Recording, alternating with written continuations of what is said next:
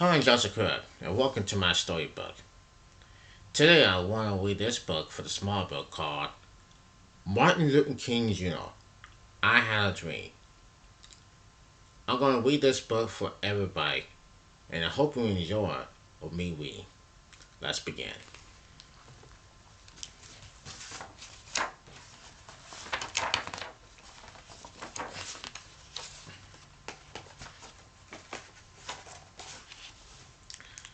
A great shout for freedom.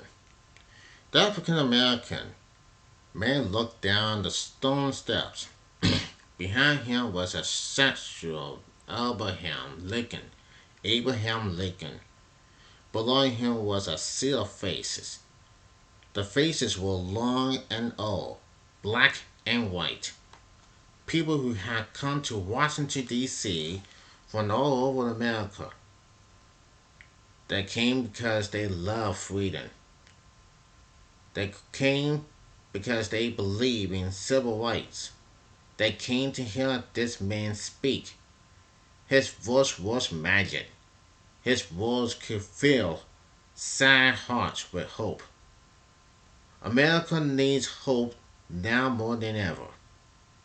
It was August 28, 1963. I had a dream. Shouting the Reverend Dr. Martin Luther King Jr. For whites only. Dr. King's dream was of freedom. Millions of the African Americans were living in a nightmare. In some states, black children couldn't go to school with white children. The schools for whites were narrower and better. The best hotels, theaters, and restaurants were for whites only. A black person couldn't get as good as a job as someone who was white, even vote in some places. Separating people by race was called segregation. Dr. King had worked hard to get segregation laws changed. His work was dangerous. People who fought segregation laws had been arrested. Some had been beaten. Back to the South.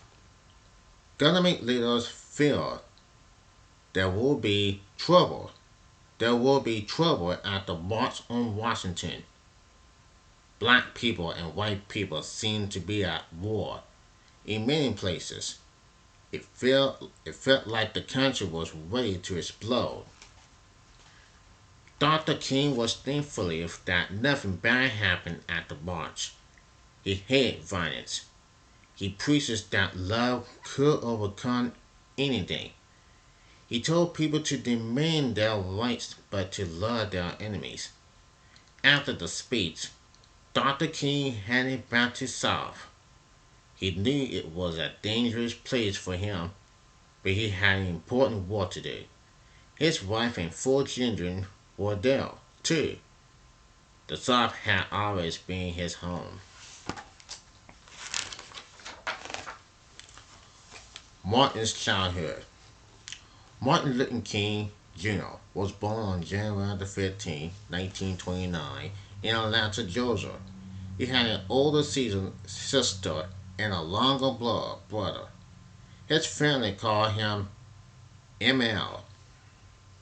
Martin's father and grandfather were ministers.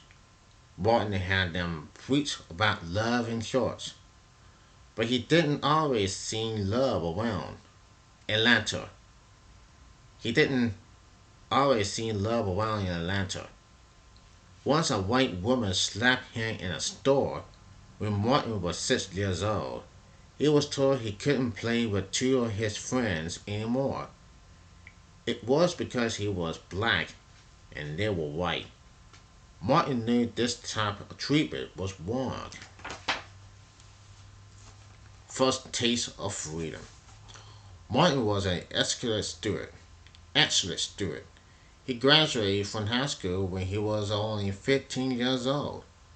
The summer after his graduation, Martin woke up walk up north on a tobacco farm in Connecticut. There were no segregation laws there. He could use public bathrooms. He could eat in any restaurant. The freedom amazed him. He was more convincing than any ever than segregation had to end in the South. Martin decided to become a preacher so he could have this cause. After college, he became head of the church in Montgomery, Alabama. He and his new wife, Corey, moved there in 1954. Don't ride the bus. Montgomery's shady buses were segregated. Black people had to sit in the back. White people sat up front. Blacks had to get their seats to whites if the bus was crowded. On December 1st, 1955, a black woman named Rosa Parks refused to give up her seat. Mrs. Parks was arrested. Dr. King and other church leaders decided it was time to challenge the laws. They asked all black people not to ride the bus until the law was changed. The bus boycott lasted over a year. Finally, the law was changed. Dr. King had his first big victory. Bonds and death threats. Many white people in Montgomery were furious. They didn't like sharing their seats with black people. They didn't like giving up their special rights. Also, the boycott had been bad for business. Bus companies lost thousands of dollars. Many people blamed the boycott's leader, Dr. Martin Luther King Jr. They wanted to get even with him. Police made up reasons to arrest Dr. King. Segregationists sisters bombing his house. The phone rang night and day with death threats. Dr. King, however, would not back down. In fact, he started traveling to other places to lead more protests. The children's custody. Dr. King went to Birmingham, Alabama in April 1963.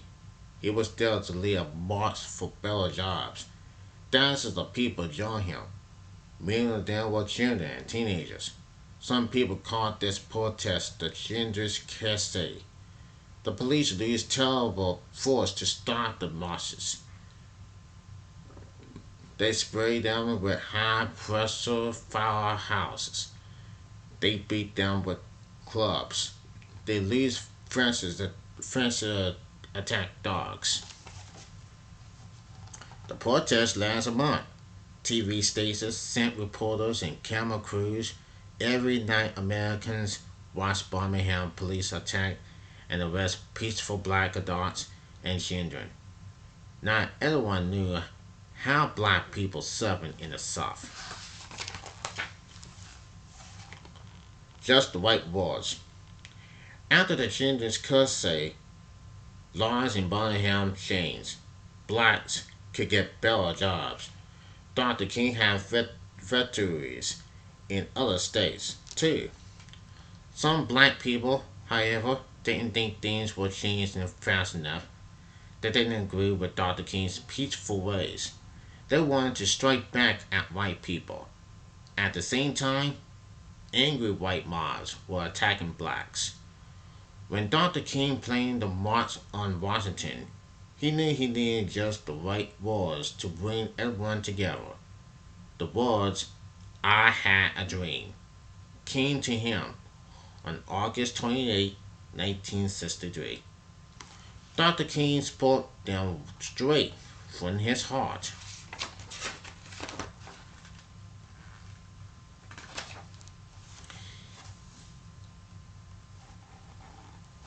Even in Birmingham. In Washington, the huge crowd clapping and cheer, blacks and whites cry and hugging each other. They raised signs saying free, free in 1963. Free in 63. However, that happy day was quickly followed by a sad one. On September 15th, a church was bombed in Birmingham. 4 black girls were killed. Many more people were hurt. Segregationists had planted the dynamite and they were getting even for the protest Dr. King had laid in April. Dr. King spoke at the funeral of 3 of the girls. He was horrified and sad. Still, he hoped that somehow good will come out of this terrible evil.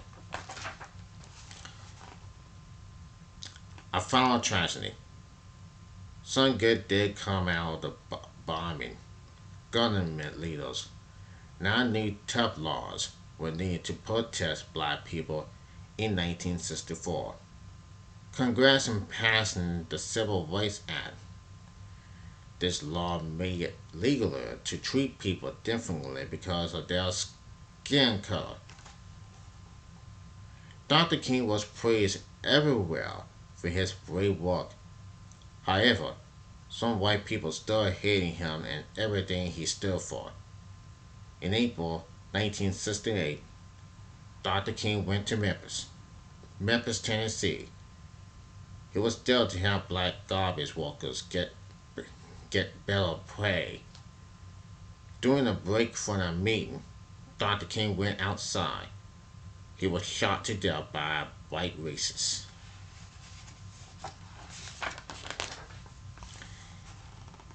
He made our nation better.